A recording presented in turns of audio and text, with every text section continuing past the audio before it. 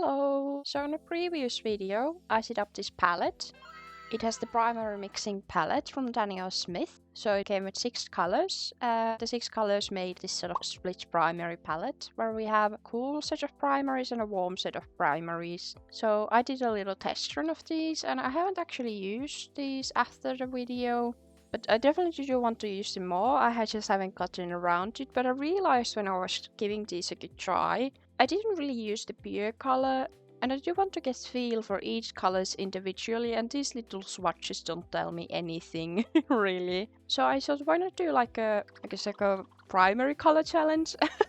So the plan is that I won't be mixing these with each other or with anything else, obviously. And I'll just use the colors as is and paint as I usually would. And this is just to see like how these colors actually feel, because I can put my previous painting here, but like I mostly mixed browns from these, which worked out really well, and I really enjoyed the paints. But of course mixing them into browns is very different than using them as is, if I'm making any sense. And today I wanted to draw some animals here. So I'm not sure where this is gonna head, but I definitely want to start by drawing a maned wolf. I'll put one on the screen here so you can see what I'm talking about, but I absolutely love these creatures. And I have painted one before digitally, and I really want to try to do one with watercolor. This new gumbosh color is absolutely perfect for the like orangish like tan fur, but it's a bit of a brighter version of it. But yeah, I'm gonna sketch it and then we're gonna get right into the painting.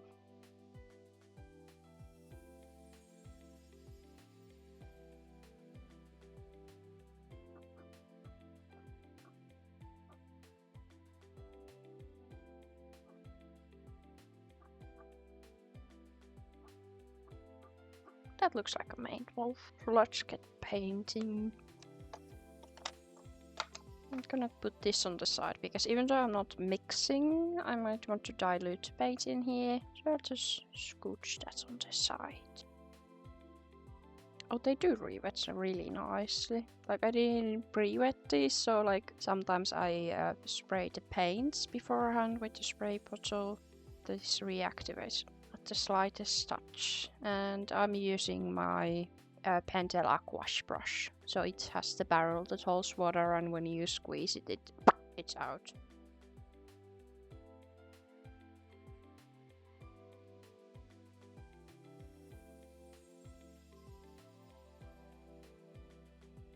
This might end up looking a little crazy, but I'm alright with that.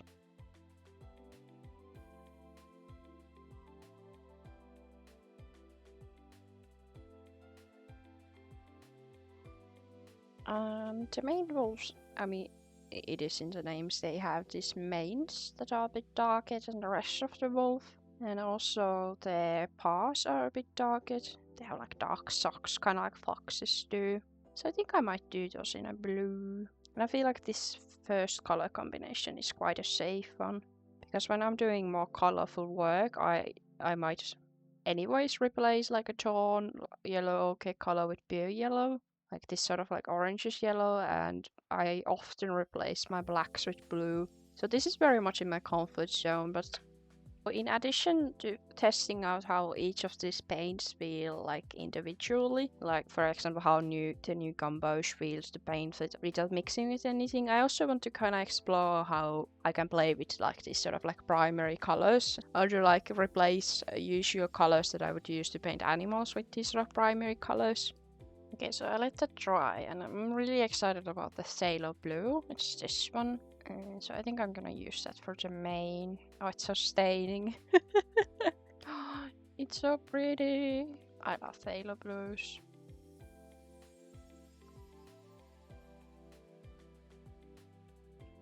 And some like color overlap is going to happen, but I'm trying to like keep the colors separate. So like I could glaze over the yellow and make a green, or like glaze all the colors and make a brown, but I feel like that defeats the point of exploring these sort of like primary color palettes.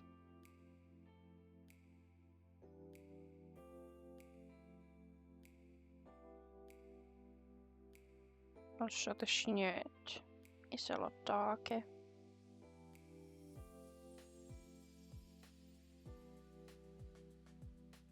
I do think this is quite a fun color palette. Then I need to do the mane.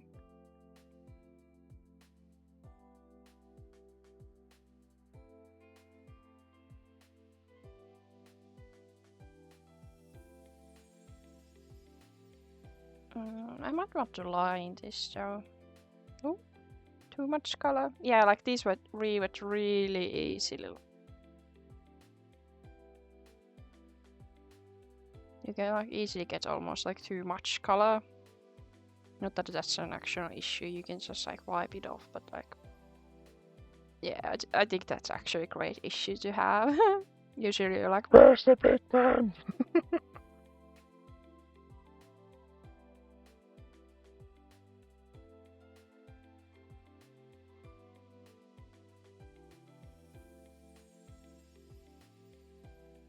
I feel like I really went overboard here with the blue, like over the area of the actual sketch. And I feel like the snoot looks really warped right now, so I'm gonna fix it. And I really think this, like otherwise this turned out quite well.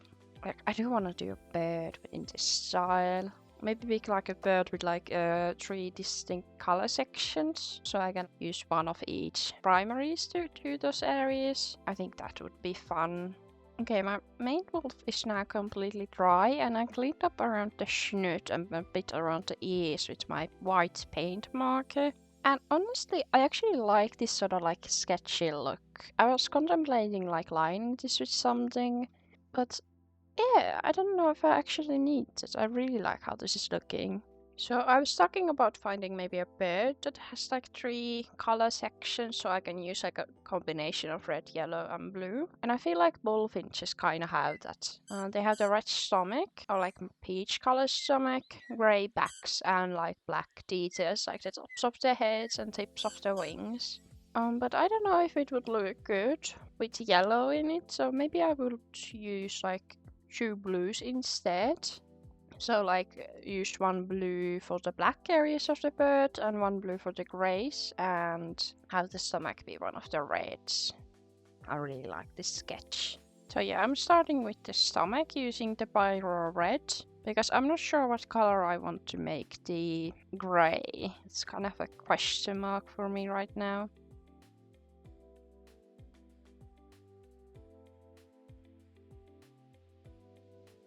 I mean, I could try, see how I feel if I make the gray yellow. I think it could be a bit funky, but I don't mind a bit funky. Okay, I let that dry, and I think I want to use the ultramarine blue. So this color for the black bits. So the head, the beak, and some parts of the wings. Oh, that's also such a pretty color. This sort of ultramarine blue is one of my favorite colors of all time. Look it like a very like primary color blue. Looks a bit crazy next to the red. Kinda like it though. I think I'm gonna make the feet use this blue as well. Bird feet are so weird. I've been waiting for the blue to dry, and I actually had a thought that maybe the lemon yellow, and actually I think I wrote this wrong. Let me check. Yeah, I actually wrote this wrong. This is Hansa yellow and not lemon yellow, but I think it could go well, because I don't know, I feel like this looks really rad right now. I think it's gonna be really cool. Oh yeah, I like this. Oh yeah, I feel like this looks really cool. I'm gonna use my teeny tiny brush and Sailor Blue to do the eye with.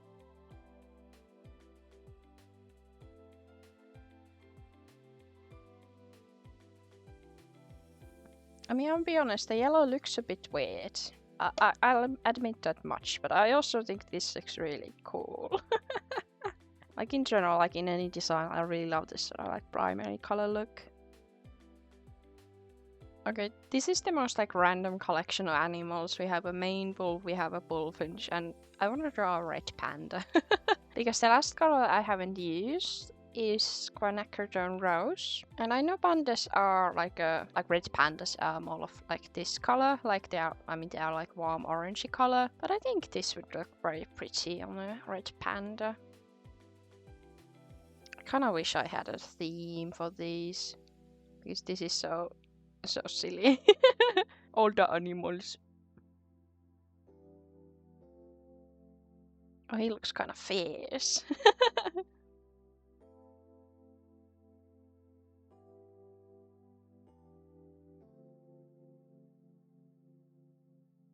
So I'm gonna use this quinacridone rose color for the main body, and maybe one of the blues for the paws that are a bit darker. And I'm just gonna dilute this a bit. Oh, this rewet so nicely. Because I did have slight worries about like pouring this into pans in case they didn't rewet super well. I mean, I did see very good reviews about their like rewetability, and they do indeed rewet really well. Do have to say, I think these are very nice paints.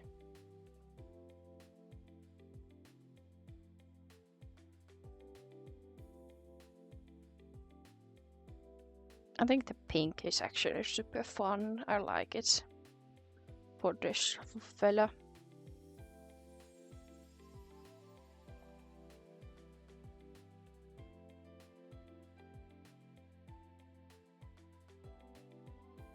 I actually think the tail tip is also like that darker color. Let's get some more pigment in here, like make it look like pink.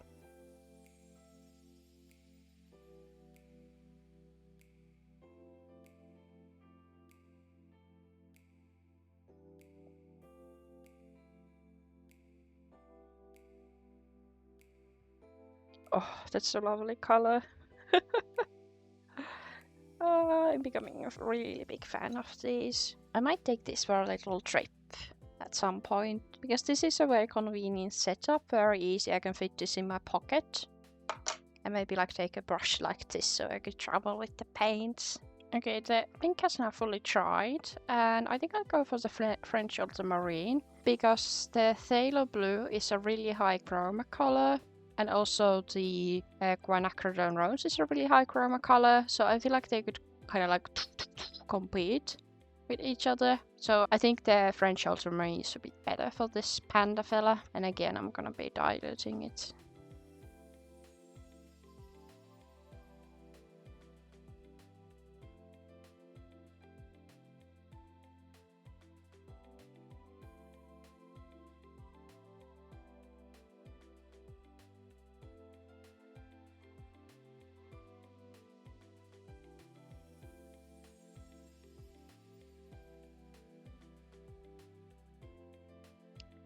Oh. The other two were fine without liner, but I think this fella might actually need some. And again, I'm using the phthalo blue for the eyes, because you can get it quite dark. I mean, I can just line it with this, I think. Either ultramarine or phthalo blue, and using this tiny brush. Oh, and the nose. That's really important. They have such a cute little nose.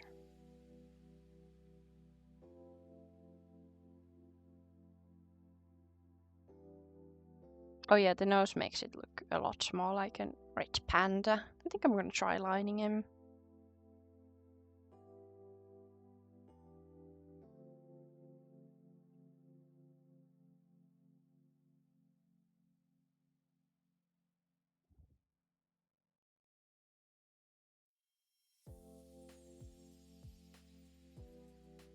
Yeah, I really like this liner style. I'm gonna use the ultramarine to line the ultramarine areas.